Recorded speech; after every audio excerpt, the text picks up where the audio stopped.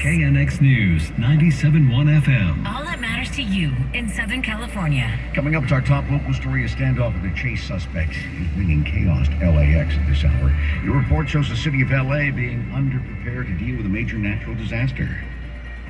And much more of KNX in depth. This is KNX News, 97.1 FM. It is 2 o'clock. This is CBS News on the Hour, sponsored by Chick-fil-A. I'm Monica Ricks in New York. President Biden is talking rebuilding and touting the benefits of his infrastructure law today in Pittsburgh. CBS's Stephen Portnoy is there. The president was here 9 months ago when the Fern Hollow Bridge collapsed. Now with the repair nearly finished, he came back to see the progress. By Christmas, God really will be walking. I'm coming back to walk over the sucker. He joked he's been warned against it. My staff said to me, you realize how many times you've been to Pittsburgh? Winning Pennsylvania's Senate race is key to his party's hopes of keeping control of the chamber. Stephen Portnoy, CBS News, Pittsburgh. The Pentagon says it'll pay for troops and their family members to get abortions out of state. The move follows the Supreme Court's ruling overturning Roe v. Wade this summer. Many of the Pentagon's major military bases are located in states like Texas and Florida, where abortion's now illegal. British Prime Minister Liz Truss quit today after just 6 weeks on the job. Here's CBS's Ian Lee. I have spoken to His Majesty the King to notify him that I am resigning as leader of the Conservative Party. She will be remembered as the last prime minister to ever meet the Queen. But the Conservative leader will also be remembered for a massively criticized budget of tax and spending cuts that spooked the markets and sent the pound plunging. It makes you wonder whether they should vote Conservative again. But I'm delighted to hear that she's finally gone. Thousands of people have been left in the bitter cold after Russia's attacks knocked out 30% of Ukraine's infrastructure. CBS's Holly Williams is in Kyiv. Power outages of up to 4 hours are expected across Ukraine today.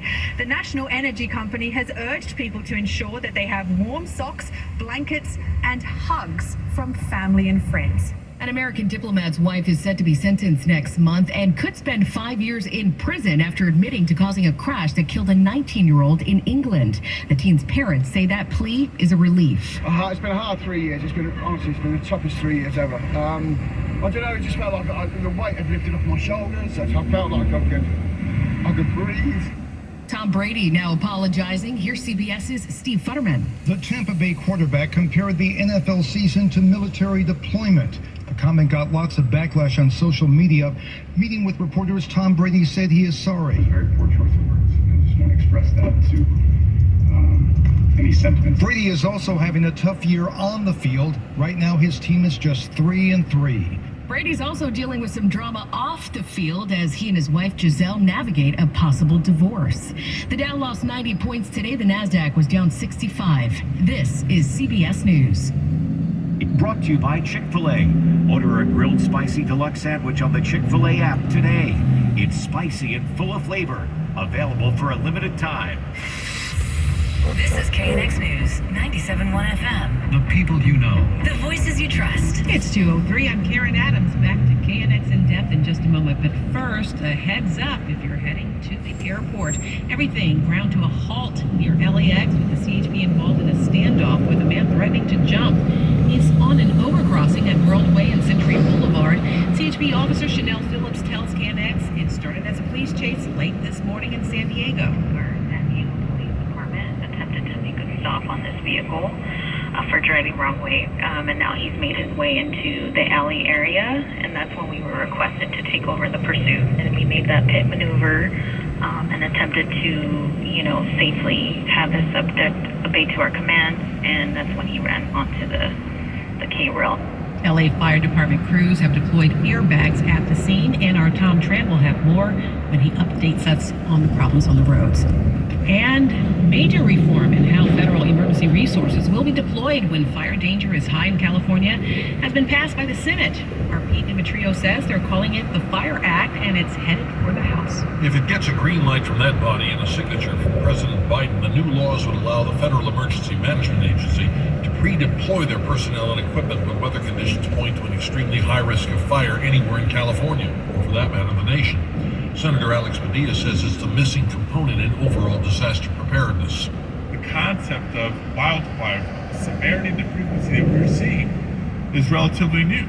And so we need to update our outdated systems at FEMA, and that's why I introduced the Fire Act. In addition to the pre-deployment concept, Padilla says with FEMA on the ground, not waiting for declarations and authorizations, more rapid repair of destroyed infrastructure and upgrading it to survive in the future will become a standard and more effective policy. Pete Demetrio, KNX News, 97.1 FM. A report by LA City Controller Ron Galperin concludes LA is vulnerable to disasters because of a lack of emergency preparedness programs. The study finds the Emergency Management Department has insufficient dedicated plans to cover any number of disasters, such as cybersecurity threats and the challenges of climate change, drought, and earthquakes. The report also notes there is no regular assessment of supplies and equipment. It's 2:05, getting back to KNX in depth in just a moment, but first, let's check those rough roads again. Here's Tom Tran. Yes, we've been telling you because of this police situation over at LAX. Sepulveda Boulevard, underneath the runway through the tunnel, absolutely sold out. If you're thinking about taking it through the airport, don't get the thought right out of your head right now. This is what happened. We had a pursuit that started in San Diego. It ended on the ramp from Sepulveda Boulevard to Century Boulevard. I've been thinking about it. I don't think there could be possibly a worse place for this to have ended. It is literally behind the LAX sign, which means everybody trying to get over towards the airport from Sepulveda Boulevard going northbound is stuck.